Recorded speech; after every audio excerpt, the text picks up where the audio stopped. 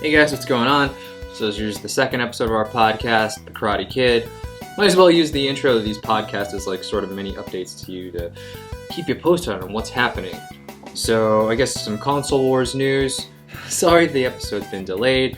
We were supposed to film this past weekend, but if you're following us on social media, you saw that the ceiling in Pat's basement collapsed. So instead of filming, he had to repair that. I even helped out a little bit, but it's still not even completely done yet. He's still working on it. But we're still going to try to film tonight. Yeah, so I'm going to keep posting the episodes of the podcast on the YouTube channel just for a while at least, until I get some traction going. And then I guess if you guys have any comments or anything we missed, I can mention it here. Like one of you mentioned that the songs from the remake of Charlie and the Chocolate Factory was actually mostly taken from the book. So I didn't know that. I don't think Reggie knew that. So thanks for that information. I guess here's the Karate Kid. Also, the sound quality has been improved a lot. So if that was one of the major problems in the first episode, don't worry, it's much better here. And enjoy. The new kid in town who gets bullied. An unlikely teacher and unorthodox training. The ultimate underdog story using martial arts. All this can only mean one thing. We're comparing Karate Kid on this episode of Retro vs. Remake.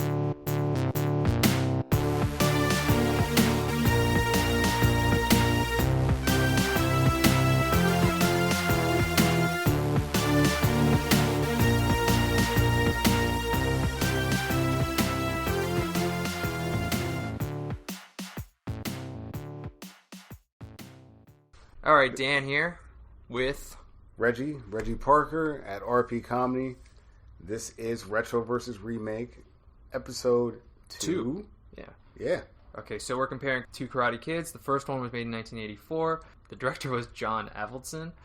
He directed his previous movies. I guess he directed the first Rocky movie. That's his major claim to fame. Whoa. He actually also directed the fifth one and would go on to direct the first 3 Karate Kid movies. It was written by Robert Mark Kamen. Some of the movies he's written that I'm familiar with are The Fifth Element, Transporter, Taken, Lethal Weapon 3. Nice. And then we have Karate Kid from 2010. Director was Harold Zwart. I'm not too familiar with the movies, or he actually hasn't directed too much. Right. The only movies I was familiar with were Agent Cody Banks. Okay. And Pink Panther 2. I'm familiar with Agent Cody Banks, you know. Yeah, Frankie Muniz movies, of course. And then our writer is Christopher Murphy. He hasn't written too many screenplays. He actually mostly works on TV. And the TV show that he's famous for is something called Body of Proof. I don't know if you've ever heard of that. I never heard of it either. Really. So that's who worked on the movie. Sounds like some sort of ghost procedural crime drama. Yeah. If you ask me. Yeah, definitely. So what is your experience with these movies? Man, well, we've all been Karate Kids at some point. So the first movie came out in 1984. I don't know how this happened because I wasn't alive, but it was a cultural phenomenon. The movie really keys in on that time where everyone in this country was super into Bruce Lee. Everyone was super into Kung Fu. The ground was fertile. People were ready for a Karate Kid. I don't know, the crane kick, the wax on, the wax off. I'm not sure why they resonated, but they did. So the Karate Kid, I didn't see the first Karate Kid first for the 1984. I actually started with Karate Kid 3 and had worked my way backwards to the first Karate Kid. I had already known about the wax on, wax off thing. I think I first saw it actually in the second Ninja Turtles movie. There's a little bit where Michelangelo's doing it. I didn't understand it at all. And watching the first Karate Kid definitely cleared things up for me. I think I actually watched this, just like the Willy Wonka movie. I think I first time watched this in after school.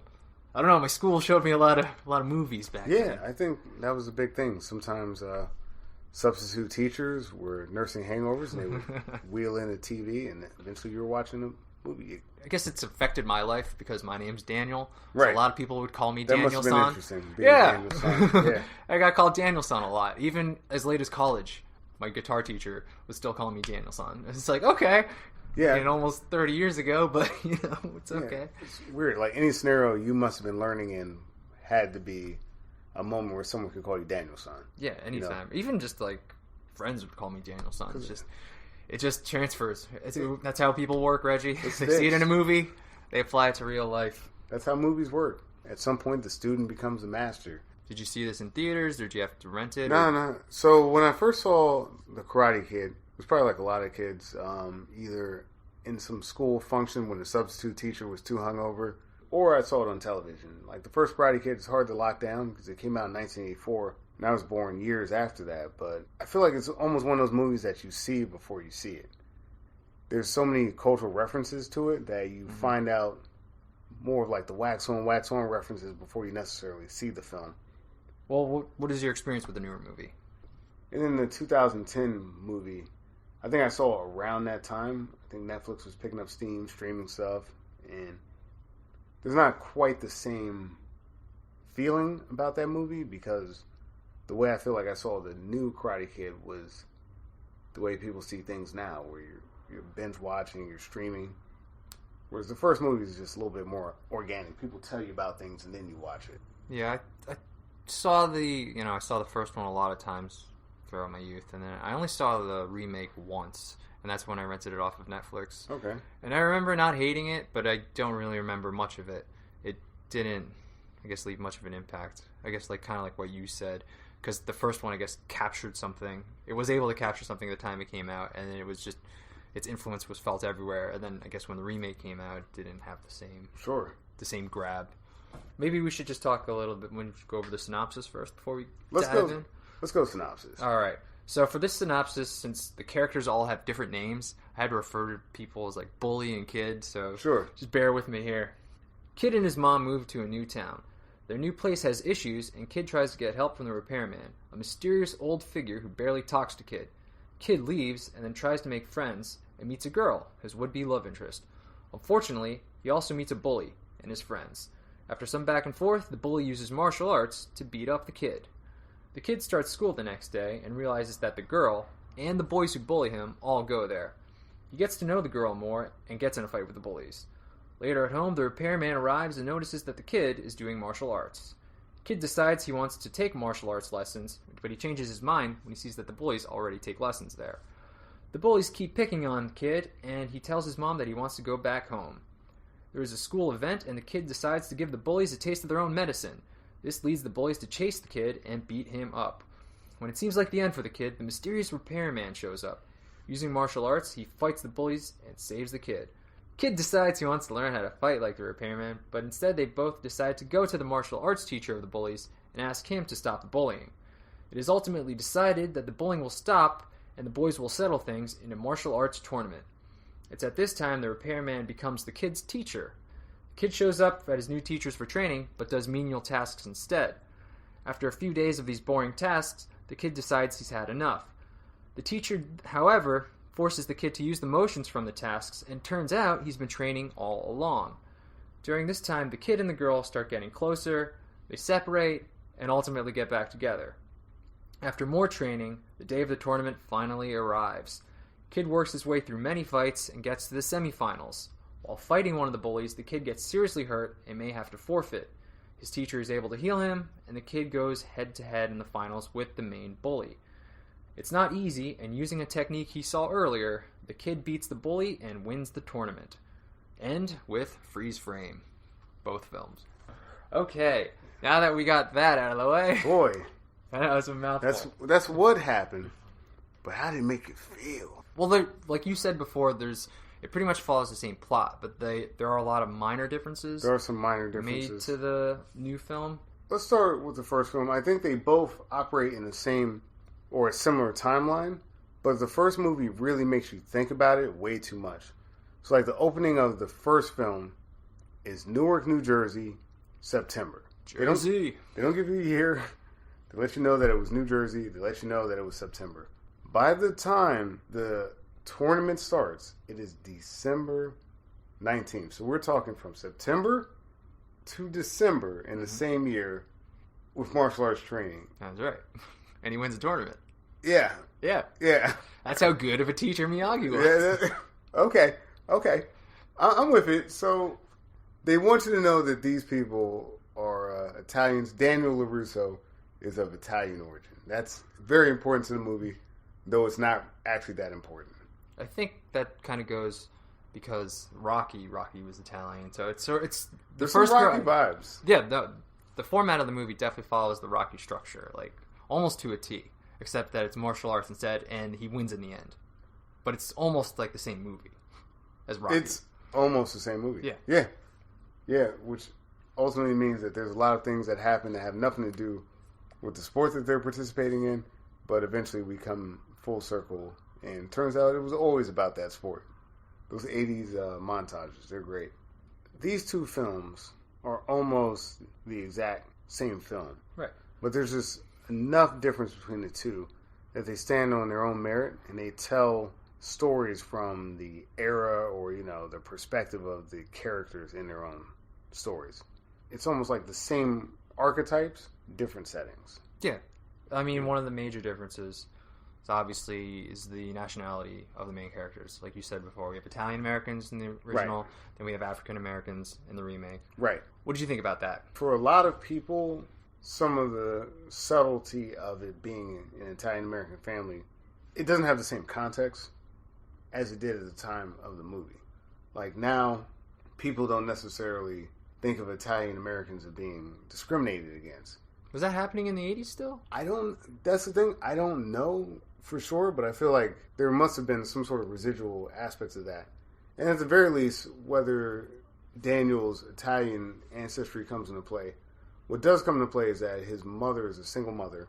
Yeah, I think his social economic thing comes into play, but I don't think his race really comes into play at all. Not that I know of. Not explicitly. Like, if it does. I honestly only think the reason he's probably Italian is just because, like I said, following the Rocky formula. Got Rocky Balboa. Fair enough. Daniel LaRusso. Why not? If it worked in Rocky, let's just keep him Italian in this one. I can't really think of any reason that he would need to stay Italian. So I think the decision to just go with an African American family in the new one was absolutely fine. I had no issues about that at all. What I like about the new one is that there's more stakes. You're going cross-cultural. It's not just, I'm moving to California. This one is like, I am an American and now I'm moving to China.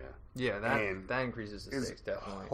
There's a lot more barriers to get through. There's the language barrier, there's the cultural barrier. It's a lot more to overcome for that.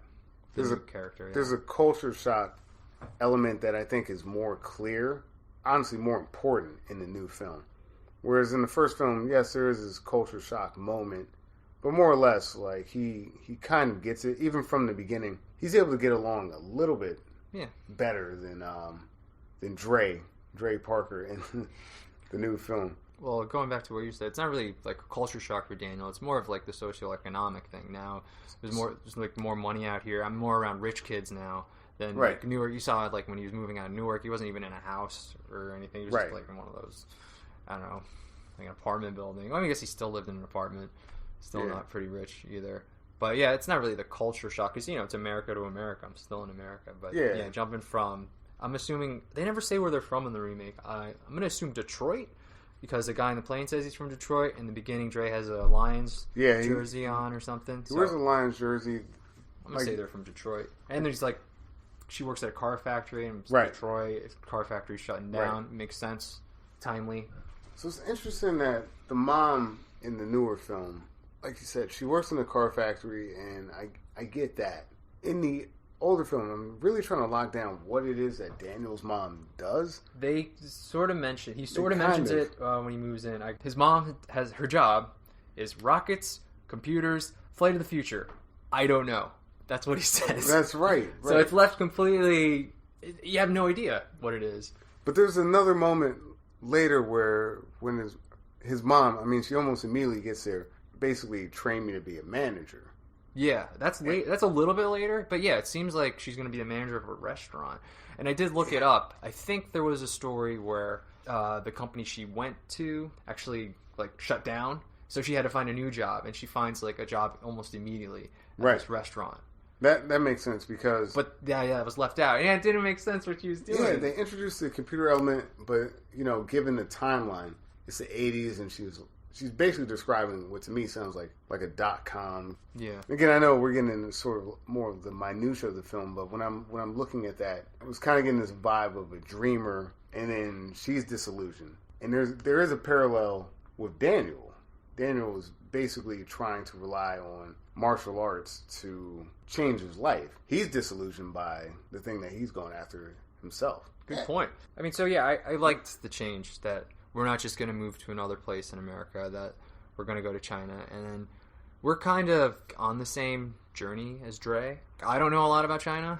Right. And I don't know a lot about Chinese history, but they do kind of squeeze a little bit of that in. Right. Like you learn a little bit about the Forbidden Kingdom and that one, the Shishi Festival. So it was kind of cool to see all these different things. And then even the Great Wall, you see them training. Yeah, when they train on the Great Wall. That was really cool. So I think taking advantage of that was really, I like that. Because all you get in the original is like maybe a little beach. In California, there's the beach in the middle of winter. Whoa. Can't do that on the East Coast. I think one of the things the new film does well, age-wise, Dre's a much younger character. Well, he is. He's 12, and Daniel's like 17, 18. Right. So the entire dynamic is different as well. Yeah. Like, he really feels the culture shock because he is so young. Yeah. So there's the age difference in the movie. There's the one scene where Dre's kind of breaks down to his mom crying that he like, I want to go home. I hate it here. This sucks. Right. For me, him doing that was more emotional, I felt, because right. he's a little kid doing it, as opposed to when Daniel did it. Kind of the same thing, almost beat for beat. But I didn't feel so much for Daniel as I did for Dre, because he's a little kid. So you just, oh my god, I feel so bad for this little kid. So the age had its strengths and its weaknesses, and I think on an emotional level, I was more emotional for Dre than I guess it would be for Daniel, who's older and should maybe be able to deal with that. That's fair. Yeah, there's a lot of moments where, for Daniel, hey man, maybe you need to give this a bit more of a try, because he is older. You know, there's a little bit less of an excuse for him to be taking this on as poorly as he is. Dre, I understand it. He's 12 years old. You know, he doesn't know the language. The character's motivation makes more sense to me in the new film. They do a really good job of explaining cultural difference. They choose, and I think wisely, throughout most of the movie, to not even give us, as a viewer, subtitles. Yeah, so we could experience things from his perspective. Yeah. Right. So things are happening in the film that you're inferring, but you don't actually know. And it actually, to me, lends itself really well. You're experiencing the same thing the characters experience, unless you know Mandarin or no, Cantonese. I don't. I definitely don't know. But yeah, that's good. They don't always show the subtitles. So again, you're experiencing things as Dre would. So that's one thing that the remake does really well. This whole world that's really foreign to, I'm assuming many viewers, I'm assuming a lot of people in America don't know Mandarin or don't know a lot about the Chinese history. So as Dre experiences it, we experience it. I was just going to talk about the characters' names. Sure. Completely different. Right. So instead of Daniel, we have Dre. Instead of Mr. Miyagi, we have Mr. Han. Yeah. And, everybody's name's different. I'm not going to go into everybody's name. Right. Even it's no more Cobra Kai. It's the Fighting Dragon. It's like everything's completely different. Any thoughts about that? Did we need Daniel-san? Well, it wouldn't be Daniel-san because it's not Japanese anymore. You got Zhao Dre. So it would be Zhao Dan. Which is pretty cool, too. Zhao Dan. Because that's one of the things, too. It's, instead of Japanese, it's Chinese. Right. That is part of it. There is sort of a close cultural bond, even in the first film. Obviously, the first film, from a cultural perspective, doesn't necessarily do the same work. Yeah. That newer film does. Of course. You know, he might even play into stereotypes a little too much. Probably too much. Probably too much. Which is, I guess expected, of the time. You're not going to be like, well, why aren't they thinking like the way I'm thinking now? Well, as much as that could be sort of a talking point for what the first movie could have done better, I mean, it's also, that is the film. Like, the idea that there's almost this mystical figure that just exists. Is it born from a poor understanding of different cultures? Mm-hmm. Is it born of stereotypes? Sure. They spend a lot of time in the film calling him Mr. Miyagi. No, Miyagi. Miyagi or whatever it is. I like that. I thought that was a nice little touch. That makes sense. That, like, of course he's going to say it wrong. Right. We're Americans. We always simplify things the wrong way or something. And he does spend a lot of time doing that. Now, Mr. Miyagi, look, Mr. Miyagi is way more iconic than Mr. Han. I mean, it just is. Miyagi does the thing where he talks about his culture. He actually gives Daniel-san a history lesson. He talks about his time in Okinawa. He talks about the relation of Okinawa to China and the history of karate. He does it in, I mean, less than 2 minutes. But I thought it was some Buddhist thing. Yeah, I'm Italian, yo. Yeah, that's the thing. Like, Daniel is trying to learn about the culture, but he's also not. He spends a decent amount of time just being like, "Oh, hey, I didn't know that you couldn't do that thing." I guess I kind of like Mr. Miyagi more, not just because of like what he's become since the first film.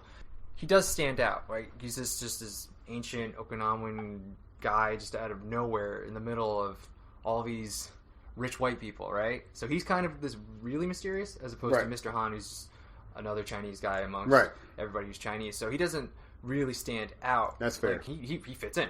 That's right? fair. And Mr. Miyagi, he doesn't really fit in. He's kind of like Daniel. So the two of them, I think, get along in that way.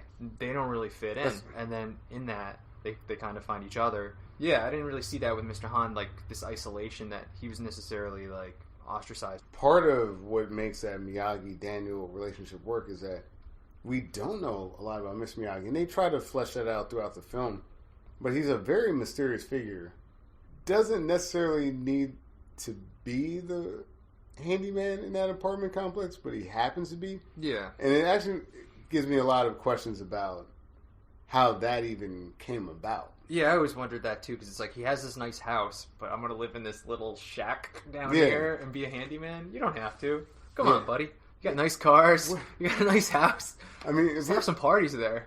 If we're talking about comparing names and characters, which sad Miyagi backstory... Well, excuse me. Well, one's Miyagi, one's Han. Okay. Which sad karate master backstory works better for you?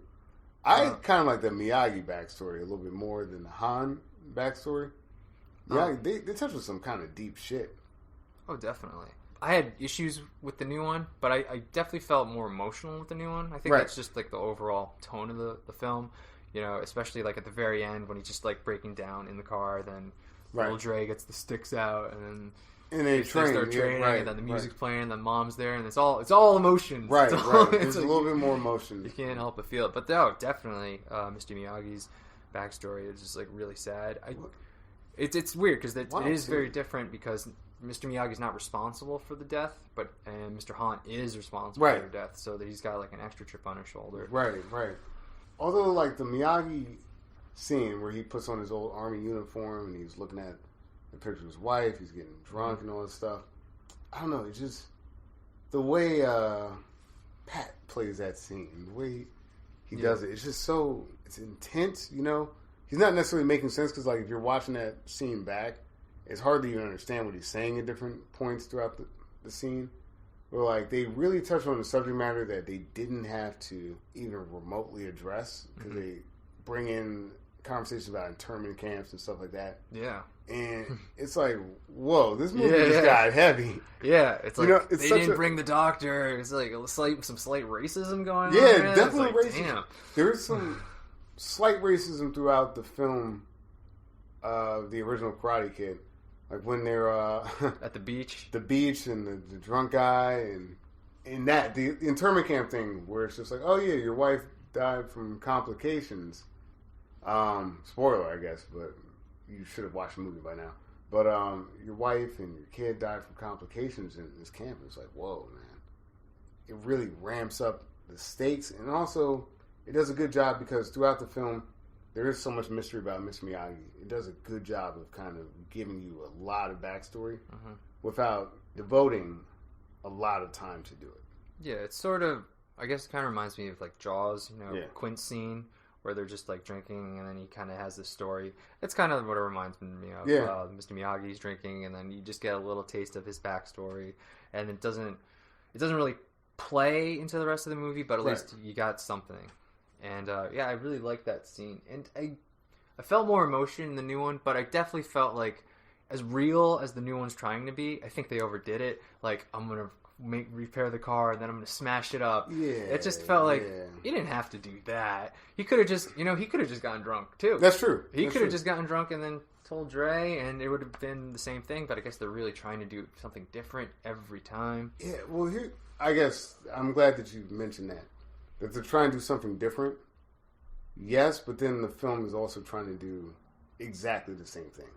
Right. Whereas, like, compared to our last movie that we watched, there was a difference between a lot of scenes and what they were trying to do. Mm-hmm. In this one, they were trying to make more or less the same film, but with a different backdrop and with different characters. I think of it as it's hitting the same beats, but playing some different notes. That's it. Same beats, different notes. Yeah. Wow. Yeah, right. That's my music background coming in there. No, exactly, because you gotta have the scene where the kids are beating them up, and then the Miyagi or the Han figure comes in and shows that they have like skill in karate. You have to have the beat where both kids are, to an extent, sure, we're doing what you're asking me, jacket on, jacket off, wax on, wax off. It's like, all right, I get it. And you have to have that revelation that, hey, kid, the whole time you thought you weren't training, you were training. Right. And like they hit a lot of these same notes, but with different weight and different expectations between the two films. Yeah. And I think I kind of enjoyed that.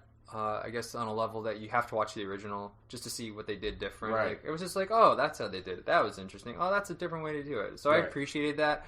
I don't know if you'd appreciate that as much if you hadn't seen the original, or if you would enjoy it as much if you hadn't seen the original. If it would just not make sense, like, well, that was stupid. Right. Well, the reason they did that is because in the original they did it like this, so they had to. So I don't know. It would be interesting to see how somebody would react to it if they didn't see the original, if it would make as much of an impact on them. That's fair. I feel like the movie stands alone, but I think without the context of the original, there's not a lot of reasons to revisit the remake. The original, I think it really does have to do with the time and the fact that like this sort of karate and kung fu mania was running through the country. People were trying to get into the martial arts. Bruce Lee had come in and done something that no one had ever seen before, and it really swept the entire country. And this movie is sort of Hollywood's foray into, hey, this kung fu or this karate trend is really picking up. We got to buy in. And although it is a movie that sort of tries to take advantage of the martial arts hysteria that swept this country, it has enough of its own spirit and personality to it. And I think there's a reason why Karate Kid. Yeah, it borrowed a lot, but it became its own thing. Exactly. At the same time. Exactly. I get it. My only concern about the first film, because I like a lot about it, this arbitrary timeline that they've invented. And I never really paid attention to it before, but this is the first time really watching the movie and taking notes. From the opening scene, it's September. And then you want me to believe that by December, he's in a martial arts competition with black belts, because that's part of the movie as well, where they're asking him, and Miyagi is like, all right, well, who's this kid and what belt is he?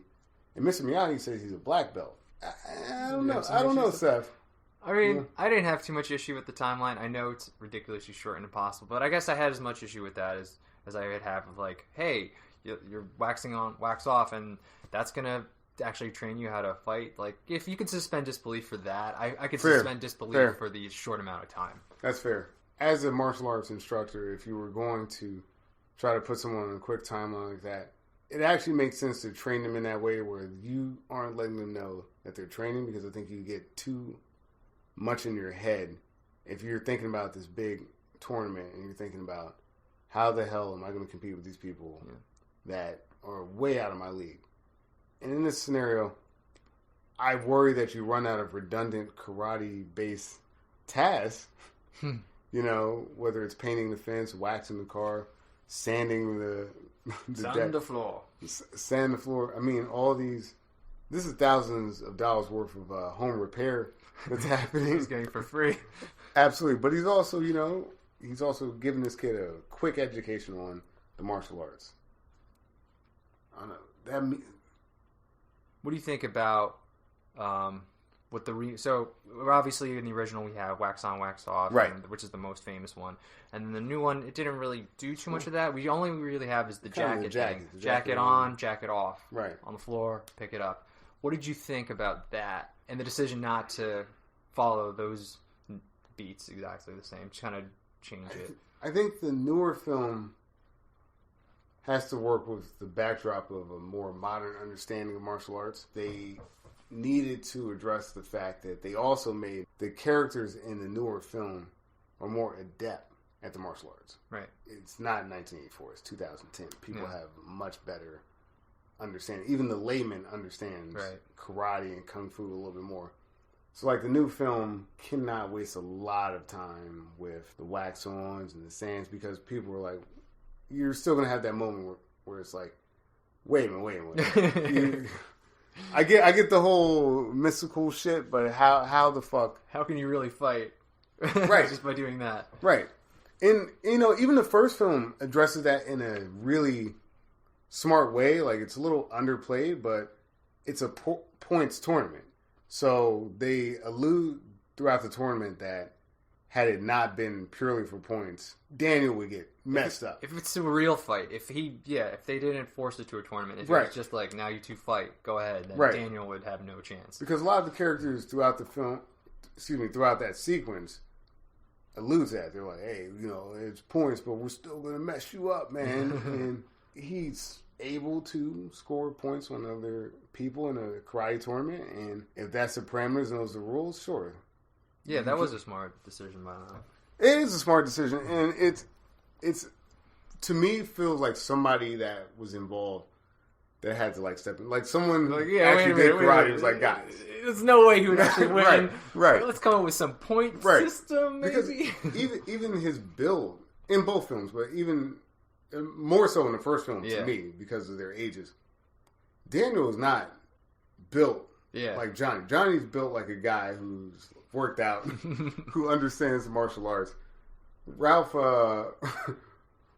is not that. He's like the skinny kind of like beanpole kid who kind of yucked his way into like hanging out with this hot blonde chick, and it's causing a little bit of tension. However, because it's a points tournament, okay, it's not realistic, but it's more realistic. I'll take it. You know, they did enough work for me to say, I'll accept that he could have, in this short amount of time, competed in this format if someone trained him specifically to compete in that format. Right.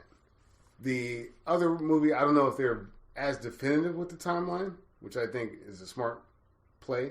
Yeah. There's no reason to make it 2 months because now I'm skeptical. But, you know, they're also dealing with a short amount of time.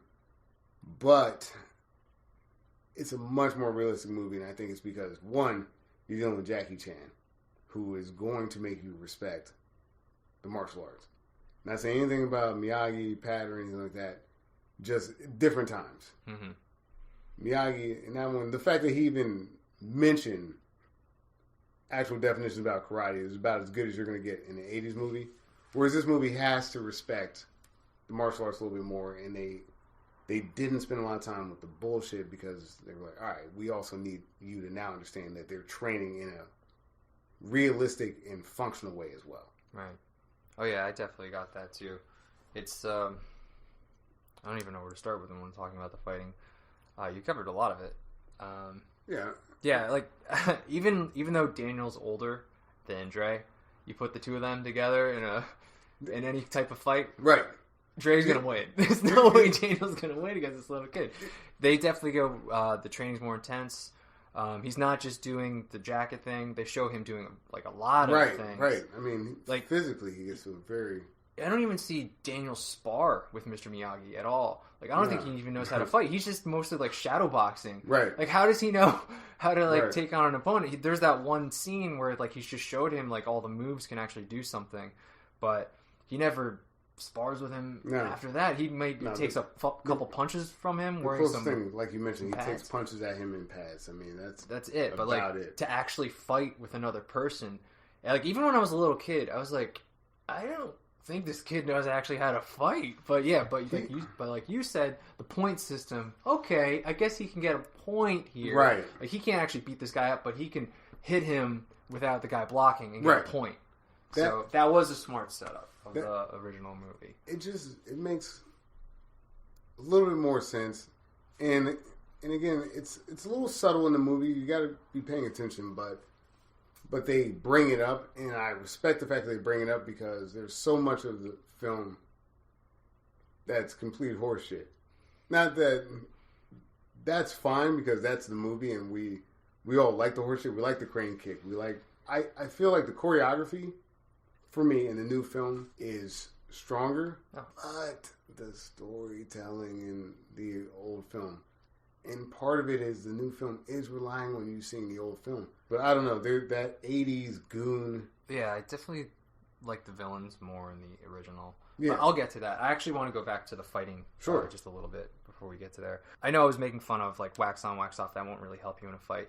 I think that's part of the charm of the first movie, though, is that these simple everyday tasks can make you a fighter, and Right. I think that clicked with a lot of people in the 80s. Like you said, people know a lot more about martial arts today. Right. But back then, they were like, oh my god, it's incredible that these simple everyday tasks Right. can make me a great fighter if I just keep at it.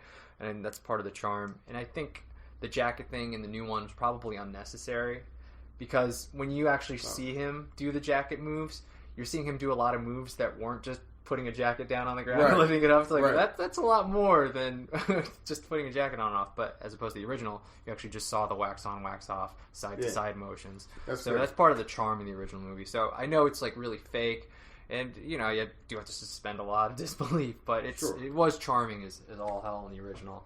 And I guess that's kind of missing in the new one, because they do really try to make it so realistic, and that some of that charm is just gone. But if you want to talk about like 80s bad guys, let's talk about the villains in the movie. Yeah. So our main bad guy in the original is Johnny, and then our new bad guy, I guess, is Chang.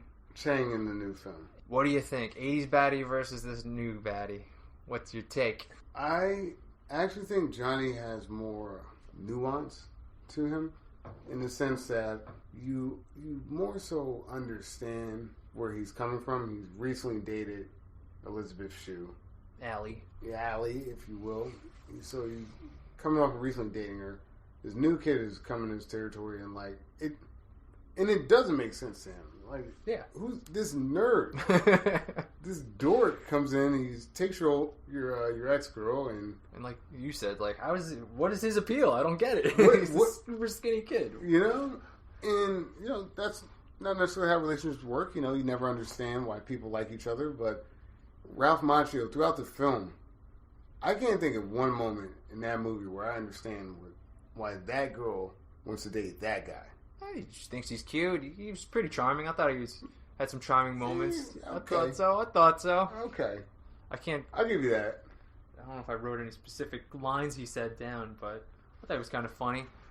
He had that, like, I got this voice in my head telling me, you better not be doing that. He was doing little... Yeah, the voice in his head thing, that was pretty cool. Making her laugh. And hey, that's part of it. But I'm actually looking at it over my nose. There's a scene early on when Daniel gets invited to the beach party, and you first get introduced to Johnny. They're all on their dirt bikes, and one of the kids is saying, Johnny, you're an ace degenerate, and he says, I'm an ex degenerate. Like, I feel like Johnny is trying to make strides to be a better person, and society's not quite letting him. Did you see Cobra Kai, the series? I did not see it. He talks about that line. Yeah? Yeah. He's like, I was going to turn things around, man, and then this punk kid just messes everything up. So, yeah, there's that point. I think that the punk kid, and I mean, a lot of it is Johnny's fault. Johnny shouldn't be going out of his way to fuck this kid up. But I understand where he's coming from, because he's coming off a recent breakup. But at the same time, Johnny should not be beating this dude up. But at the same time, if you were trying to smoke a joint in the bathroom on Halloween, how much are you really trying to turn it around? That's a good point. Not just that, but like, why is this kid spraying with a hose when you're trying to roll a joint? I guess revenge, ultimately. But I struggle with the Johnny-Daniel dynamic. Because I think Johnny isn't necessarily as bad of a guy as he's being portrayed as. A lot of times in the movies, when even when the kid breaks Daniel's kneecaps, he apologizes immediately. He's like, I didn't want to do that. The sensei taught me that. I feel like we got a real nature versus nurture scenario here. And in the original film, that comes out a little bit more to me, because the dojo instructor is so much of a cartoon character. I wrote down some notes here. Strike first, strike hard, no mercy. Like, that is the mantra of the gym. There's a similar mantra in the new one, too. Why are you looking for that one? Strike first, strike hard, no mercy. That's one of them. But there's also Fear does not exist in this dojo. Pain does not exist in this dojo. Defeat does not exist in this dojo. And that is the Cobra Kai mantra. Okay, I found it. Okay. It's no weakness, no pain, no mercy. No weakness, no pain, no mercy. That was the Fighting Dragons mantra. So that's something they followed. Yeah, not as intense as John Kreese, of course. Right, John Kreese does a great job. Oh no, I had a problem with the bad guys in the new movie. Yeah. The new version. Yeah, I think that was the weakest part. Well, one of the problems, I know we said it was great how Dre's young, but I think that's also one of the problems with the movie is because it's so young. So for me, the love story was weaker and the bully was weaker too. Yeah. The motivation of the bully was especially weak because he's not even trying to date her. What's he doing? He's just being a dick, and I didn't even understand it. Is he just racist? To go there, yeah. I was going to say he's just kind of racist. That's, I think, the biggest problem with the villains in the new film. A lot of their motivation comes from racism, unfortunately. And again, I think it's more realistic and it's more understandable that this cultural outsider is coming in their space, and they're trying to account for that. But the kids are so young, and it's kind of it's kind of shitty. It's more, they're more bullies than the Cobra Kai, and the Cobra Kai are bullies. Mm-hmm. Like these people are just going out of their way, like fuck up some kid who really hasn't done anything to them. Yeah. It was like Daniel kind of is, he's stepping in. He's like you said, he's going for Allie. That's Johnny's girl, or at least in his head, that's his girl. So Johnny has like a reason to not like this guy. But, Dre's not really doing anything, and not like Chang, you don't even get a sense that he's even liking this girl. He never talks to the girl. Other than basically just say, stay with your own kind. I mean, that's sort of the only moment. It's tough when you're like a 11-year-old kid that, like, you got to deliver that line, but here we are. And you don't even see Chang for so much of the movie. Right. He's gone. Right. I didn't know where he went. And, a hero can only be as good as his villain. And if you don't... That's fair. If he's not... he doesn't have a good motivation, and he's not even there for most of the film. So, Dre's journey... it didn't feel like he needs to do this because he's going to get bullied. You didn't really see him after a while. Even in the original, after the Cobra Kais are told not to fight Daniel, there's still like that looming doom. Like they're still like following him around and like taunting him, and he's taunting them. There's still that back and forth between them, but you get nothing between Dre and Chang after. Yeah. And I feel like the movie's missing that, and they focus too much on the new girl and then like her family, making them not wanting to hang out with Dre, which was weak for me because I thought the love story was weak. I think that Mr. Han, in terms of his context with the martial arts instructor, I think that part of the villainship makes a little bit more sense. I feel like Mr. Han has more of a stake with the dojo instructor than Mr. Miyagi, whereas like it's just like a strip mall karate teacher, and Mr. Miyagi's like, Jesus Christ, like I come from a long history of like this martial art, and this is a bastardization of. I mean, like those films, that makes sense. Like as dumb as the timeline is, that we're talking from literally September he moved. So I mean, does he start training in October? Like, kind of. I mean, after Halloween, October, November, December. Don't even give October because it's a Halloween party. You're right. So you're going to assume it's November he's training because he got beat up at the end of October. So yeah, you're right. I mean, he's trained a month and a half. He's got November. If we're being very fair, November like 3rd to December 19th to become a karate master. It's not even 31 days in November. pretty rough. He's lucky he didn't start in February. That's true. It's the shortest month. The instructor's tension makes a little bit more sense in the newer film, but the newer film, because it's built into the story of the older film, that they're going to go to this tournament. The newer film to me doesn't do a good job of bringing to it. And as you mentioned, there's more stakes for Daniel than Dre when it comes to being bullied. Yes, they're both being bullied, but like Daniel is more specific. There's more of an explanation of why he's being bullied. Right. Whereas like the other one is just like, we're fucking with you because we are. We're messing with you because they did that in the original, so we have to do that. Right. That was my feeling, like you mentioned, like that because we did this before, these characters are now messing with you because that is the story, but there's less of a reason for them to fuck with them. Yeah, there's no love story. So I almost feel like in the remake they could have left out like a girl because she didn't seem like the motivation for the gang or for Chang and I feel like maybe they could have done something original there. They really could have taken that opportunity. Like maybe Dre's mom, like she gets her new job and then like maybe Chang's dad is out or something. I don't know, just off the top of my head. Yeah, just done something other than like rehashing. Like it's so weird making these little kids have this love story, and then I don't know, it didn't work for me. Yeah, it felt like they were forcing a love story because the first film had it. And honestly, I felt like if they were making that movie today, in my opinion, she would have had something to do with the martial art. Like, she would have been training with Johnny or something like that and decided that, like, she couldn't train there anymore because of the way they treat the martial arts. They treat her as a side character. The newer girl has more of a stake instead of just being from money. She is trying to further herself when it comes to music and making an opportunity for her life. And in the cultural context, that makes a lot of sense. Mm-hmm. That, she's in China and this is an opportunity for her to build a stature of her family. Elizabeth Shue, her family has stature. Daniel, when he's upset with her, is upset because he knows he doesn't fit in and he feels like even though she likes him, she feels like, what is... This can't be real. Like, she's from money and I'm not. Mm-hmm. So Daniel has that conflict there. Whereas in this new film, it's like the conflict is her time being spent with this person that's not from her culture? Is this taking away from her doing well or succeeding in her culture? It's like, is your time being spent with Dre actually taken away from your family? I don't think there's the same motivation between the two films.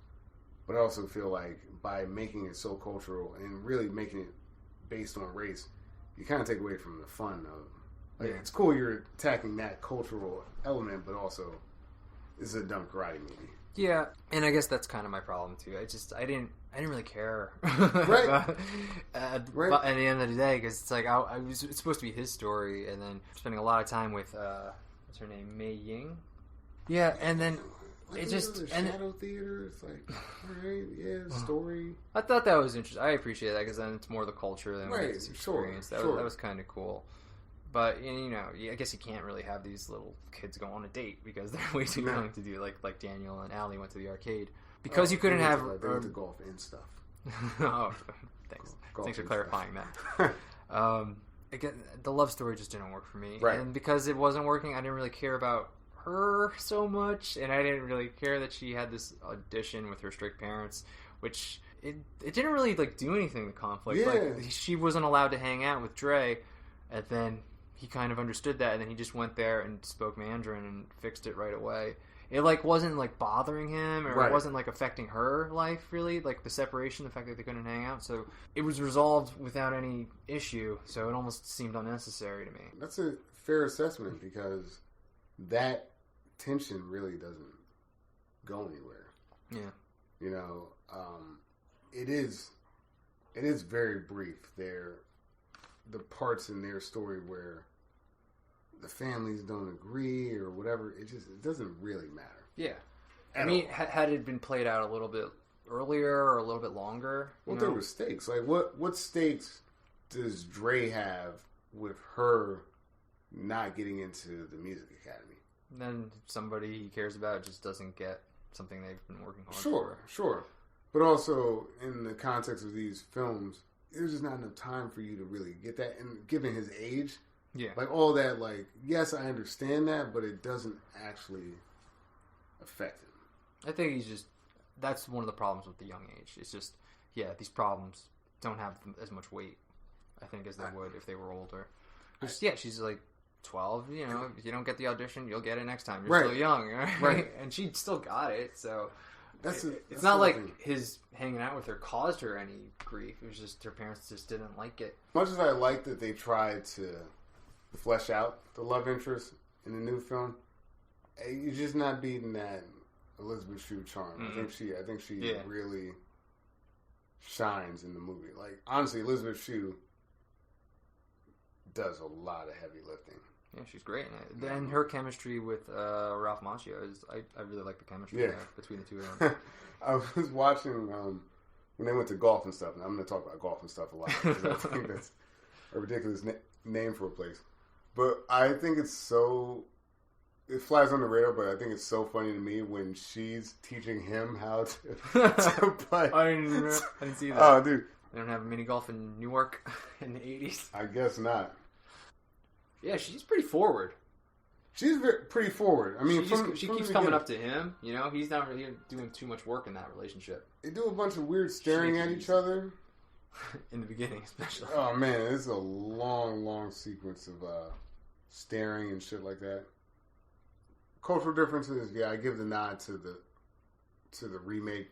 But in terms of chemistry between the love interest and the main person, I mean, Elizabeth Shue, Ralph Macchio chemistry is powerful.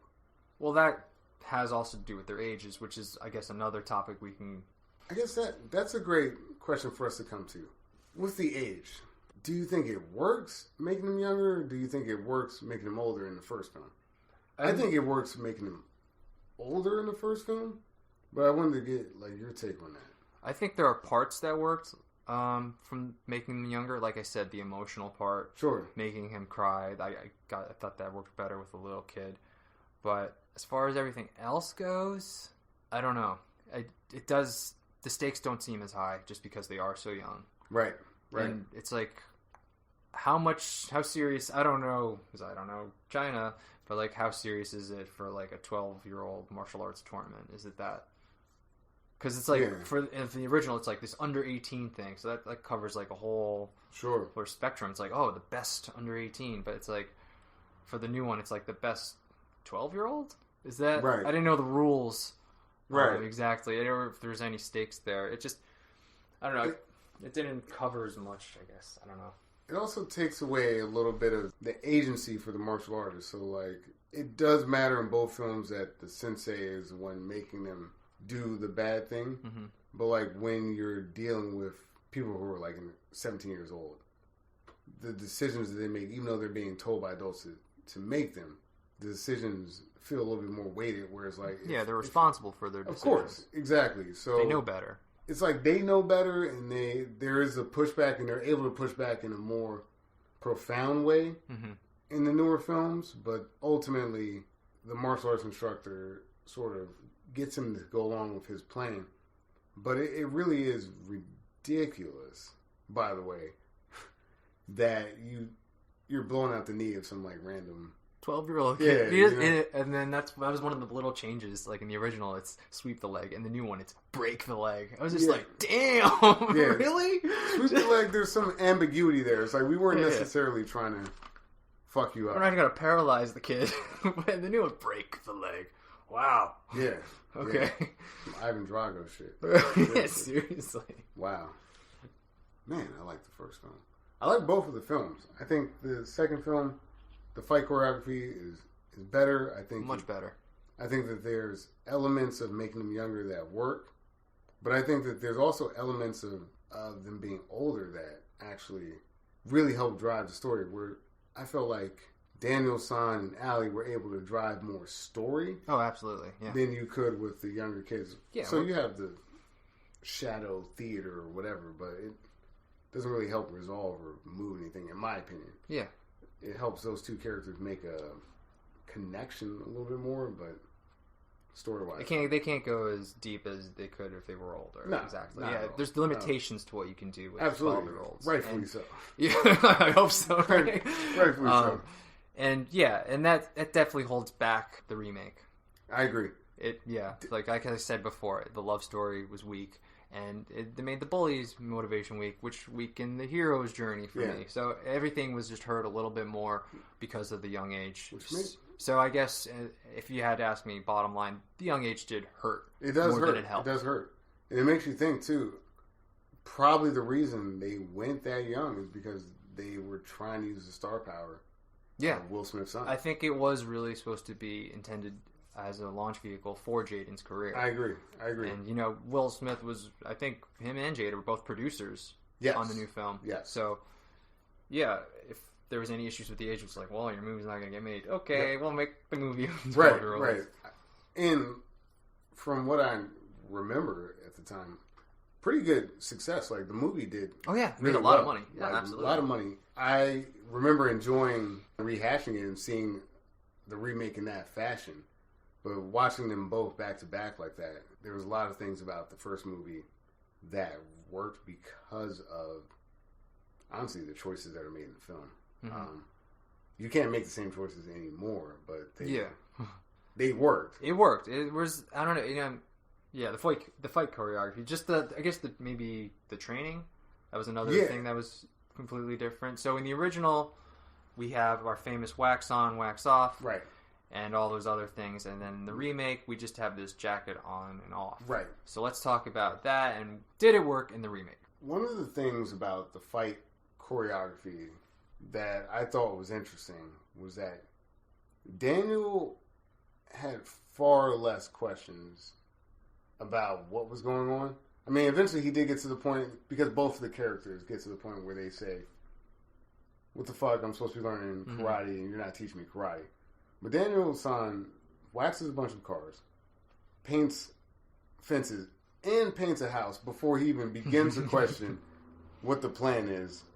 And I think it actually works for the movie in terms of there's more repetitive karate movements for him to reference. So he's like, paint fence, paint the house, or wax on, sand the thing. So it's like, oh shit, I was learning blocking, and I was learning blocking, and I was also learning other types of ways to block, which seems to be a good thing to learn if you're going to be really shitty at karate and have to try to win a points tournament. I think part of the reason, maybe part of the reason he didn't just quit immediately is I think the original did a really good job at establishing the relationship between Daniel and Mr. Miyagi before the training. They were hanging out, cutting bonsai trees. You know, they were just hanging out in general. They never really hung out in the remake until the fight, and he had to start training the kid. So he maybe saw him more as a teacher, mentor in the remake, where in the original, he was more of a friend at first. That is fair. And now he became a teacher, fair. so I'm not going to see him as a teacher. He's kind of a friend. So maybe that's why. Yeah, no, I agree, because I honestly do think in a way, Daniel is more isolated. Like, it doesn't feel like it should be true, but Daniel seems to be a little bit more reliant on the Miyagi friendship. Yeah. It seems more of a friendship. Yeah. Because, like, Dre is struggling in the new school because of his age and because of sort of what's going on. You almost feel like at some point he should be able to work his way out of that. Whereas, like, the Daniel relationship felt a little bit more, to me, like, he had burned bridges and it would be hard for him to work his way back in. Whereas the other guys just legitimately just being bullied. Outright being bullied. And maybe there's a way to correct that, but the Daniel-San relationship was like, all right, man, you're like 17. You just moved to this new place. You got no friends. And that connection that he and Mr. Miyagi have is, to me, more powerful. Yeah. The bonsai tree intro, I think that's one thing the new one misses. That's true. The fact that you have something, like, as you mentioned, before the martial arts training that bonds these two people. Because just jumping right into martial arts, okay, yeah, it's cool, but, like, you miss. Yeah, it stays more teacher-student than best friends. Like, I think both movies have the line where the teacher and students say, "You're my best friend." Right. I believed it a lot more in the original. Makes way more sense in the original than the new film that they would be best friends. And the original has the pact. I mean, it's kind of glossed over, but they do make a pact in that moment that he says, no matter what happens, like, you're going to listen to me. And Daniel sounds like, yeah, I'm going to listen to you. And then he immediately gets thrown some like garbage shit. I got some landscaping I need done. And like the newer film, it just makes, because he didn't hold his own at any point in that transaction, it makes sense that he just dives in and listens to Mr. Han. Mm-hmm. Whereas like Daniel wasn't getting his ass kicked, but he also was slightly competent enough to kind of hold his own in some aspects of it. I mean, he was completely overwhelmed by the Cobra Kai. He felt more confident when he hosed the guys down I think in a one-on-one situation, he may have felt a little bit more comfortable against some of them. Mm-hmm. I mean, Johnny had his number completely, but he didn't seem completely overmatched. Right. Whereas in the new film, because of honestly the excellent choreography, Will Smith's son does not seem to be in the league of competing with these guys at all. Yeah. These guys were killers. I mean, those guys were tough people. Even Jackie Chan, I'm like, Jackie Chan's like, Yeah. in trouble. Oh my god, they're so difficult. I know I'm thrashing on the remake, but the first one's not perfect either. No, there's a there's lot of flaws. It definitely captured something that you can't just recreate. Right. And as flawed as it is, it's still special in its own way. And I'm not so sure that the remake was able to make itself special. I mean, difficult. Capturing magic twice. Yeah, that's the thing. The movie doesn't fail on any level. Like, the movie functions, the second film. But that first one, man, as you and I both know, there's so many things that happen in that film that people quote all the time. You know, the crane kick, the wax on, the wax off. The first film is more magical to me, but you're never going to be able to catch lightning twice like that. Yeah. I made fun of the moves before, but, having those moves that seem stupid and him still being able to win, that's sort of that magical element. Because you wouldn't win if you had those moves, but he's able to do it. Right. So it does add a little extra magic. It literally is magic. There's no way he'd be able to do that. Magic. So yeah, it does make it more special that way. And the crane kick, this unblockable kick, right? Right. Unblockable. Again, it's just this magic, sort of sprinkles out. That's true. The first film, I know it's just Reiki healing, but Mr. Miyagi fixes his shoulder and fixes his knee. Mm-hmm. He's drawing on these mystical elements. Exactly. Yeah. True. There it is help again. him succeed. Guess goes back to what you said. We didn't know as much back then, right? So we're able to accept it. Had they done the exact same things in this one, we'd be like, well, we know that's not real. Right. So he would just look silly, just rubbing his hands together, and now your leg's healed. I guess while it's definitely not magical like the first one, you do have to appreciate the remake for trying to make it fit today, because it wouldn't work. I think, to be fair to the remake, that's something that we need to take into account, that people just knew less about the subject matter, which is why the Karate Kid captures people, because it took martial arts, karate, kung fu, all that stuff, and it put it in a context that everyone could understand. Yeah. It brought in a character that was kind of like them. This Italian kid from Jersey who, by focusing and really taking on the lessons of this older Asian gentleman, he's able to do things that you imagine a normal person wouldn't be able to do. It really is a magical story. It's a person who, for sure, in 2 months' time, and that's being really generous, in 2 months' time, there's no way he should be able to compete at the level he's at. But he's found this mystical trainer who's taught him lessons about not just karate, but the universe itself. Yeah. And I think everyone can relate to working hard. Everyone can relate to seemingly pointless tasks that have a greater meaning. And that's basically what that entire movie is about. Yeah, well, it's a timeless story. This young, not really, kind of ignorant kid meets this old mystical wizard who kind of teaches him the ways of everything. It's Star Wars, man. It is Star Wars. You just taught me the Force. Now I know how to do it, and then I can do it. And that, as long as it's done right, done different enough, I'll follow that story. I like that you bring up the Force, because Miyagi's almost like a Yoda-like. Yeah. Figure. Definitely has that. Or I was thinking, if you don't even have to go to Yoda, you can just go to Obi-Wan Kenobi. Sure, absolutely. And then the new film has a reference to the Force when they're on the train. Yeah, he calls them. Yeah, I'm a Jedi and you're Yoda. Yeah, yeah. What do you think about the old guy fights? The old guy beating on the little. Yeah, the old guy assault scenes. Well, obviously the choreography is better in the new one, and Jackie Chan. So it's so fast, and I guess it's believable. And then you got the other one in the original where it's a lot slower, and you can see every move. Yeah. It's I guess. I mean, I like the fighting a lot more in the newer ones. That's for sure. Yeah, part of it is, to be honestly frank, how far martial arts has come. Yeah. Since 1984. I mean, you're talking about... Yeah, anybody could kick. Like, in the beginning of the original, Daniel just kicks the fence and says, "Hiya," and his neighbor's like, "Whoa, you know karate?" Like, right. just because he kicked the right. gate, it's like, that's all you had to do when you knew karate. That's right, right.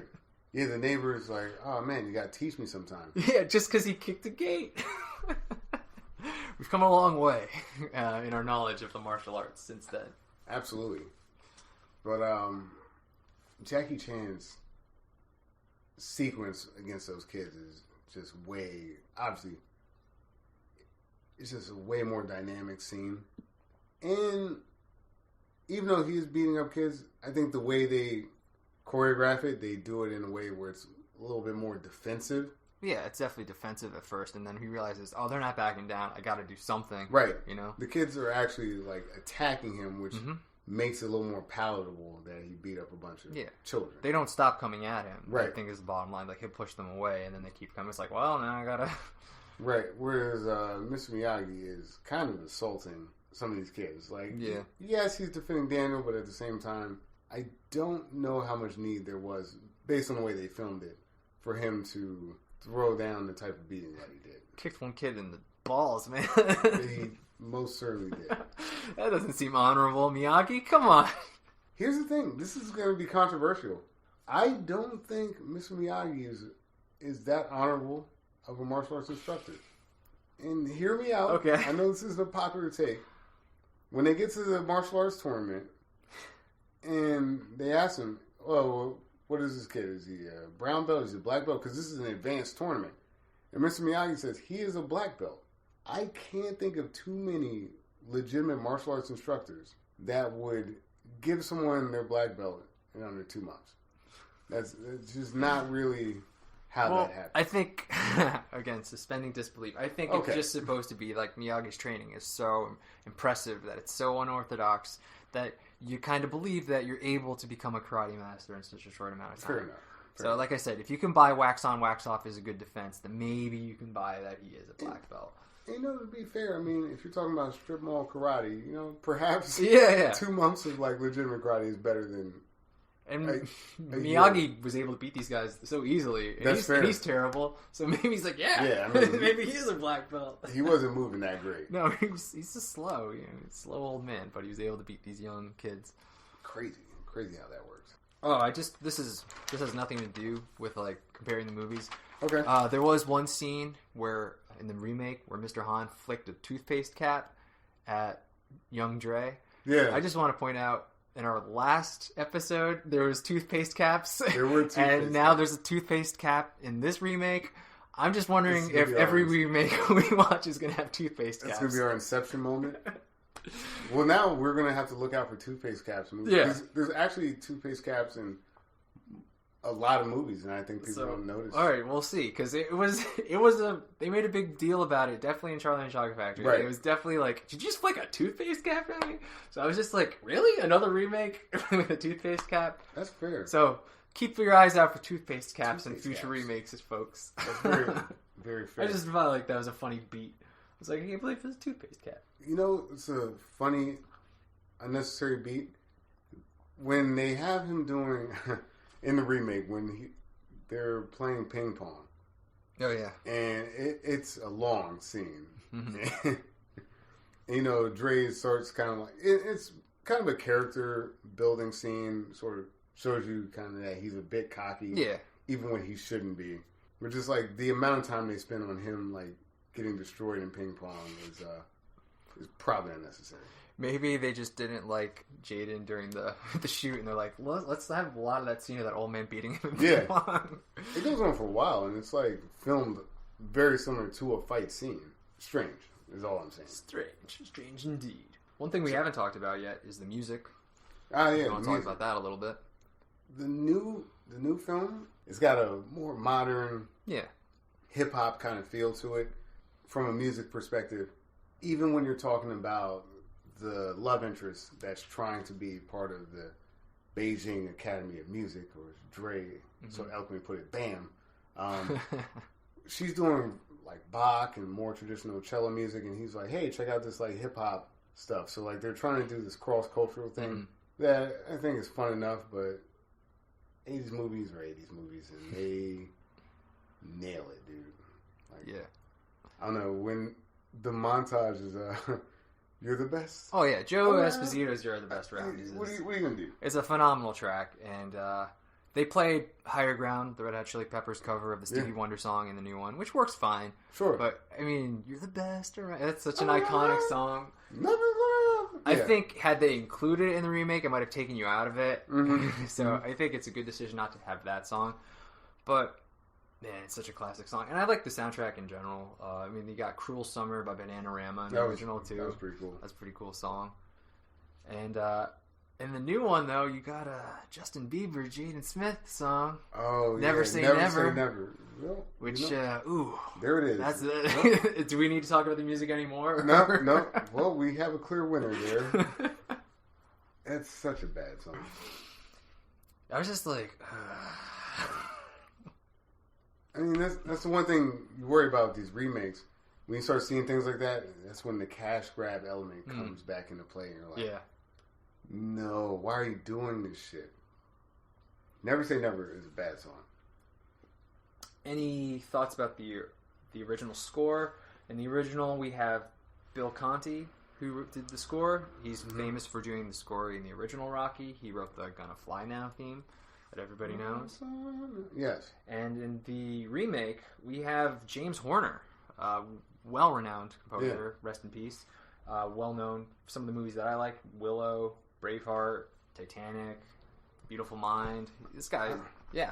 I'll say, I took some notes on the score, and that's a testament to these people that you're referencing.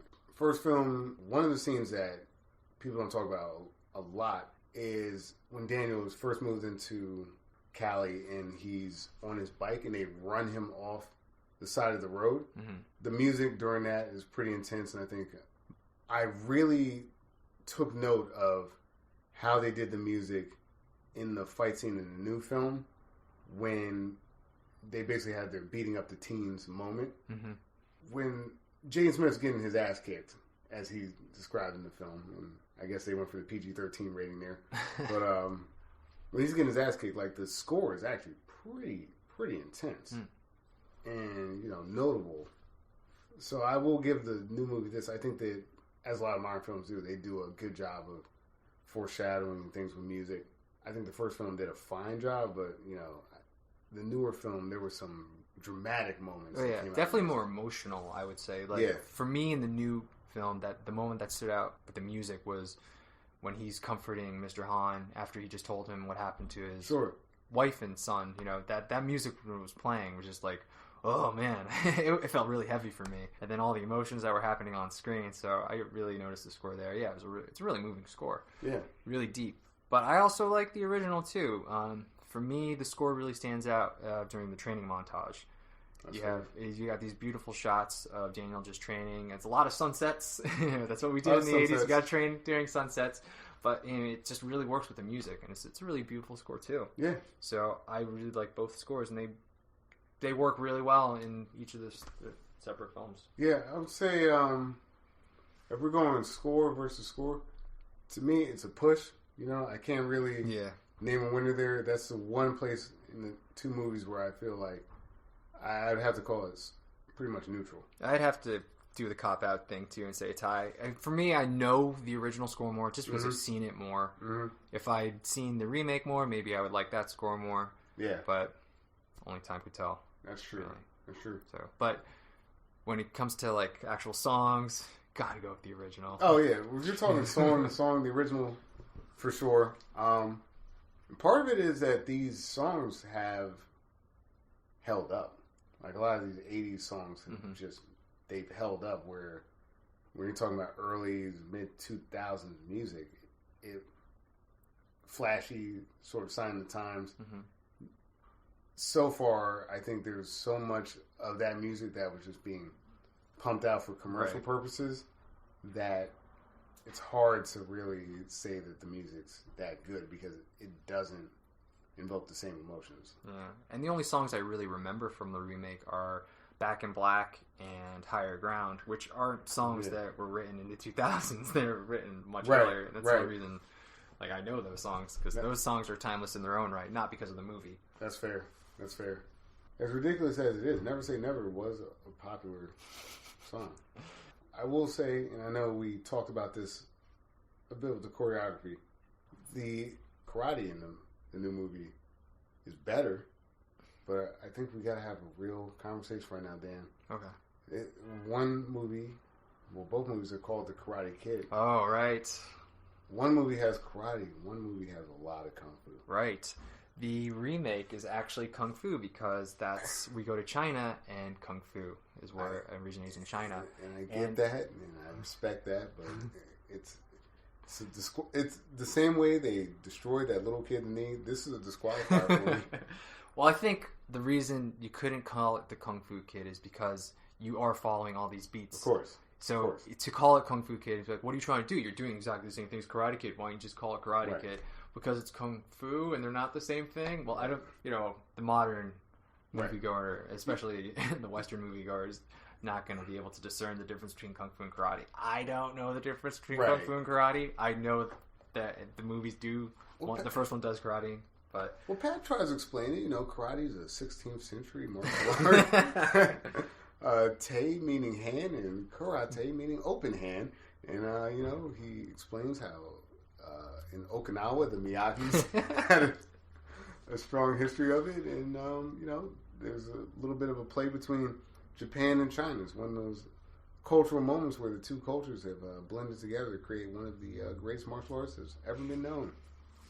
The other one is... What, you tell me about Kung Fu now? No, I got nothing.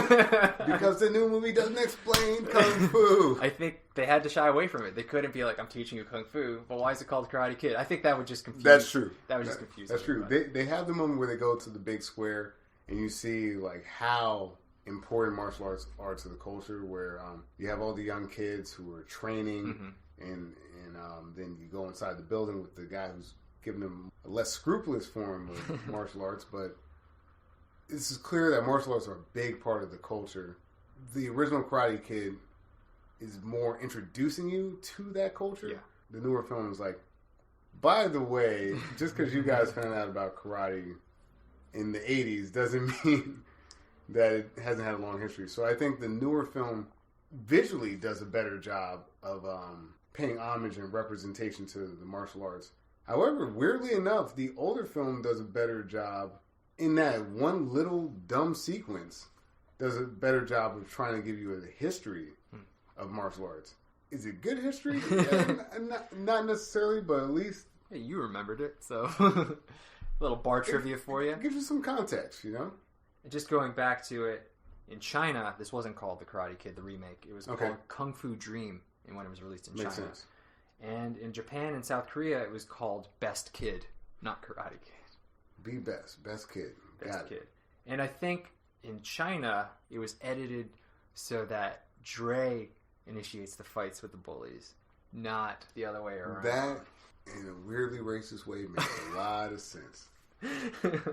That is part of the movie, the newer movie, that I think you can kind of hone in on and pay attention to. He is getting kicked around in a culture that typically, from a stereotypical standpoint, people look at as a place of respect, a place of honor, and he's run into these characters who are just, they're not good people. The kids aren't good kids, and it's not their fault, obviously, same way as the original Karate Kid, but you wouldn't expect the type of bullying that you're seeing based on the way Western culture has romanticized Asian culture in the first place. In a weird way, like Mr. Miyagi in the first film is such a mystical sort of, perfect isn't the right word, but like a character that is above typical morals and standards. And Dre is getting kind of his ass kicked in a place of what we would expect to be like a respectful place. So I understand that cut. I understand China being like, hey, by the way, we don't just kick people's asses, because it's probably not good for tourism. Oh, so I want to talk about one other, the fighting thing. Sure. So in the original, the fight ends with the crane kick, of course. Right. In the remake, we get this Cobra snake mental game thing going on. Yeah, What did you think about that? I thought that it was a nice touch because in Kung Fu there is the snake stance, and they kind of give you, again, they don't say it out loud like the other movie, but like they show you sort of like the origins where like people would see these different creatures and stuff like that, and they would sort of mimic movements off of them, and they incorporate them. Well, you weren't watching close enough because the snake was mimicking the woman. That's right. Damn. Way to bring it back. Way to bring it back. But yeah, I mean the snake stance, it's cool. It's cool. Crane kick is a little bit more. It's just, again, it's that iconic moment. It's the DVD magic. cover. It's the unblockable move. This magical. It Right. goes back to the first one being magical. It's this magical move that's not supposed to be blocked. He learns about it, and it's like, oh, he's not sure he can do it. He's trying. He's failing. Right. He's doing it in his practice, but then magically at the end, he's able to do it, and it wins the day for him. Yeah. And then in the remake, I know we can't do the exact thing, so we had to change it. And it's the snake thing that I didn't really understand it. The way it's explained earlier in the movie is that she's calm. This woman, she's training. She's pretty much moving really slowly, and this cobra is just following her, right? And we're learning that she's so calm, and then that the snake is able to follow her, and like she's sort of almost controlling its moves through her mind, I guess. Sure. So he kind of tries it later. It's kind of a funny beat with his mom later in the movie, and then I guess he does it during the final fight. And does it throw off Chang? Is that I didn't really understand what it did to him to help him win. I don't think they really get into that. I mean, they should because it's introduced, and I don't think they explain that well enough. But I will say that if you want to go from the perspective of Chang has such an advantage that like there's really no reason for him at this point to take that loss, but for Dre to be able to mentally draw him in and force him to overcommit, which allowed him to ultimately win the match. Again, that's me speculating from the perspective of what you're saying. Right. It's not outlined, so you would have to draw that conclusion. That's not even necessarily what you saw. It could just be some lazy-ass writing and that, hey, snake stance, that's a stance we can use. We're not going to do crane because they think we're going to do crane, and we're going to go with snake. Yeah. And that's sort of the end result you get. Yeah, it was okay, but I like crane kick better. Definitely. Yeah, I thought that bitchin' backflip was pretty cool, though. The one-legged backflip. Sonic kick. Little flash kick action. But, crane kick, I mean, it's cool foreshadowing, and it works really well in the movie. Yeah. Where it's like, oh, shit, you only got one leg now. Well, cool, because you learn technique. Yeah, and then just that moment when he makes contact, and then it's like the music, and it's just like, oh, you're just jumping out of your chair going, yeah, he did it. Correct me if I'm wrong, because like the snake kick thing too is sort of independent. Like it's a different martial artist that's doing it, and he's like asking questions about the technique and stuff like that. But it's not like Jackie Chan was like, no, oh yeah, this snake shit's dope. No, Mr. Han wasn't teaching him. He's like that takes many years to learn. It's right, like, you're not there yet. You can't learn that. Whereas Mr. Miyagi, it's kind of similar where he's doing a more higher level technique, and he does explain. I'm blocked. Okay, sure, whatever. We'll go with that. But he is explaining that it is a higher level technique, but like at least it's sourced from him. Right. And they do practice it at some points in the montages. You know, he's on the pier and all that. I guess it makes more sense for Daniel to do it because he saw Miyagi doing it. Right. As opposed to Dre who just saw some random person doing it. It looks cool to him, but like he didn't, and you don't really see him training it or practicing it. Which makes it less impactful. Yeah. Less impactful. And then, you know, it's also like clearly they just don't want to do the crane thing again. Whereas like they could have done the exact same scene with the crane. I don't know if that's a licensing thing. I don't know if that's like seriously like. No, I think they had the rights to everything. I mean, they had the rights to Karate Kid. So that's fair. I'm sure they had the rights to do like the crane kick. That's fair. And I think also, you know, to be frank as well, from a marketing standpoint, this movie is pushing a different logo. Whereas like the original Karate Kid, the crane kick is in the logo. That's basically the DVD cover. That's the logo. Whereas this one has almost like a Jean-Claude Van Damme like a split kick. That's the one thing I'll give the new movie, that the level of athleticism that had to be achieved was obviously more like it's definitely more believable. I can believe that Jaden actually can do these things more than like because he did there you go. You know, I wouldn't want Ralph Macchio backing me up in a fight. I guess I would want young Jaden Smith. He's like, yeah, this kid can actually fight. I agree. But yeah, if you're asking about finishing moves, for sure, Karate Kid beats out the new one. Even with the backflip, it's just captured minds on his own. You didn't need someone to tell you that was a bitchin' move because everyone's like, "Holy shit, that was cool." I just think that's the main thing that, and we may see this for a lot of the originals, just how organic the things that became those legendary and iconic moments were. So, like, no one had to tell you the crane kick was cool. It was. After that, the studios and things like that were like, oh yeah, this is definitely how we're marketing this film. Because, like, you really don't see a lot of crane kick. It's... if there's a minute worth of it in the movie, I'd be shocked. Really. It's true. What do you think about the tournament rules or lack of explanation of what was going on? In the remake?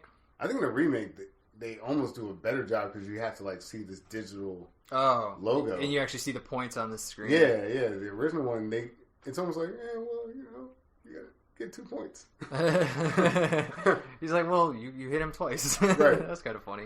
I mean, it worked fine. I didn't need more explanation than I got in the original. I thought it was funny that Miyagi had no idea what he was doing. That's a funny little beat in the original. I thought that was hilarious too, which I enjoy. Like, they introduce characters that seem to matter but don't really matter. Oh, yeah. Like Mohawk guy and all this stuff. It's like, oh, I got a cool mohawk and I kick fast. And I thought he should have been the main villain. I think so, man. Yeah, definitely. I was like, because he had a badass look. It was just like, the other villain just looked kind of normal. He didn't have anything dangerous about him. But you put this kid with the mohawk and, like, his side of his head was shaved, but he had sideburns. It was kind of cool.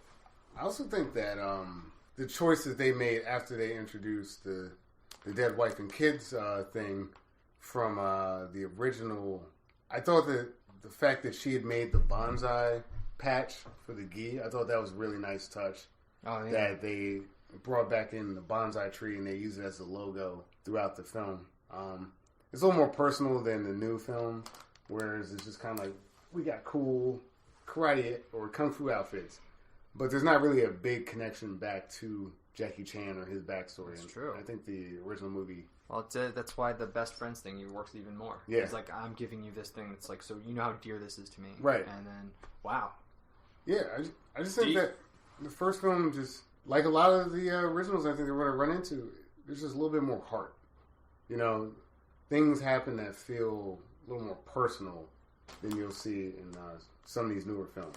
Which is surprising because the remake is definitely like more heavy with emotion. Like, there's definitely like a lot of heavier moments. But I guess, yeah, there's definitely more heart, especially between like the master-teacher relationship. Absolutely. I think that sometimes that's what it comes down to. Explaining things doesn't necessarily beat chemistry.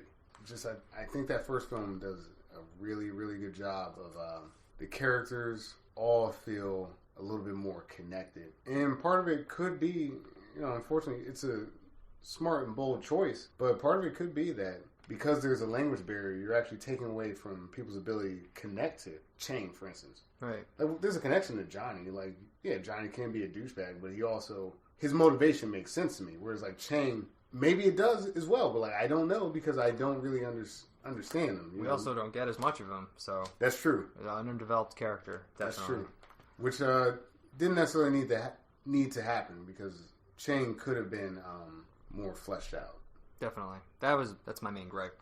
That's a big gripe. And the love interest, again, she does a fine enough job, but like she doesn't have nearly as much personality. No, absolutely. As I think that's where, even with the more realistic script, even with the more, true to the actual form of the martial arts, true to a cultural thing, culturally accurate doesn't necessarily take care of the fact that you're filming a movie and that the characters are what are ultimately driving the plot. Because we care more about the who than the why, I think. And for me, that makes the original movie work more. I agree. I can't add anything to that. Alright, so do you think it was worth it? Should they have made this remake? What do you think? I think it was worth it. I don't have any real gripe with the remake. Like, I don't think the remake bothers me. It's not like the Karate Kid didn't have multiple sequels that, this isn't sacred territory here. I think the most sacred thing that you don't want to encroach on is Mr. Miyagi. Iconic character. all respect to Pat. Fucking beautiful performance, great character. Smart choice picking Jackie Chan. Smart choice. You know, Jackie Chan is a respectable figure, a true martial artist, and, you know, the American audience are already familiar with him. So, the remake does a lot of what the original does. You cannot replace that 80s magic. You just can't. And I think we're seeing a lot of that with a lot of the remakes they're trying to make these days. It was worth revisiting, and I think they did a good enough job that I don't have a problem with the new movie at all. Yeah, I'm going to agree with you. Like I said, I only saw it once, and I remember not liking it too much or not caring for it too much, but after rewatching it now, I really enjoyed it, watching this remake. Yeah. They changed enough, right? Right. Like you said, you can't, Mr. Miyagi, that's sacred. You don't want to do that. And I feel like other things that were like kind of sacred, like the wax on, wax off, as silly as it is, it's an iconic moment. And by, you know, straying away from it, doing something else, you know, you don't have to, I'm not going to compare it, like how they did it to how it was done in the original. Right. It's not, I'm not going to be like, oh, now it's silly watching Jaden do it. No, they did their own thing, and I really appreciated it. And, you know, as much as I love the original, it's not the perfect movie, so I could understand having a remake to make it like more modern for a more modern audience. Sure. And I think it works really well. All the changes work really. Oh, not all the changes, but a lot of the changes. Work really well. I like the new location. I like you know, just changing everybody's race. I had no problem with that. Sure. I thought it was great, and they changed enough of it where it does definitely stand kind of on its own. You know, without disrespecting the original. There's nods to the original, and like I got a kick out of it when he had the chopsticks and he used the fly swatter instead. I got a kick out of that. Yes, so if you like the original, I think you're gonna like what you see here, and it's not gonna take away from it at all. No. And it's totally worthwhile, and it's totally good on its own ground. As much as I was ripping into it, you know, because I love the original so much, but it definitely did enough, and it made enough changes, and it's an enjoyable film. Definitely. Definitely good. What I think I like about this remake and what makes remakes like this work is that you are dealing with just completely different characters. Yeah. It's the same. Changing the names, too, that helps a lot. This is a modern take on that story. That's all this is. It's not like we're not revisiting Mr. Miyagi. We're not revisiting Daniel-san. Yep. Like they're doing the same thing, Mr. Han and Dre, but they're not the same characters. Like I said, same beats, just playing some different notes, and that works beautifully. Always a recommendation if you're going to go Hollywood, because people are married to these characters. When you start rebooting things and you're trying to revamp, for instance, like Han Solo, we don't need. We like the character that we like. So if you're going to do a remake like this, it's always a smart choice to just clean slate, different characters. Exactly. Yeah. Definitely. Smart call. Because it's just less distracting. It's less distracting. Yeah, you're not going to be constantly comparing in your head. Right. Yeah. Like I think the last film we watched, like the Wonka and the Charlie and the Chocolate Factory, these were all the same characters, so you have to do a one-to-one comparison. And I think that it takes away from what the more modern directors and writers are trying to do. So this was a smart call. I don't hate the movie at all. I actually enjoy the movie. Yeah, I like it a lot. The first one is the first one, and you can never recapture that magic. Exactly. There was a magic that was captured, and you couldn't do that in the remake. Yeah. I mean, even just from a cultural context, you cannot make 2010 America the same as 1984. And you just can't. So you're never going to really get that Kung Fu mania again. And I think with a lot of the remakes that we watch, I think the ones we're going to like the most are the ones that do kind of clean slate it, do change the characters. I agree. And I think those are the ones that'll be good. I agree. So it doesn't mean we're not going to watch. Oh, we're still going to watch a bunch. We're going to watch a bunch of ones where they try to do scene for scene, and I think we're going to find that those movies struggle. Can't wait. Cannot wait. All right. Well, this has been episode 2 of Retro versus Remake. Yeah. Another one in the books, Dan. Retro versus Remake number 2. Yeah, we did it. Episode 2. The Karate Kid and the Karate Kid. Easy to remember the names this time. Absolutely. All right. Well, thanks for listening, everybody. Of course, leave us suggestions. I'm Dan. You could message me. I'm at Console Wars Guys on Twitter. So and I'm Reggie Parker at RP Comedy. RP Comedy on Twitter and Instagram. And yeah, this was a Retro versus Remake. We're going to do a lot more of these. So thanks for listening. Laters.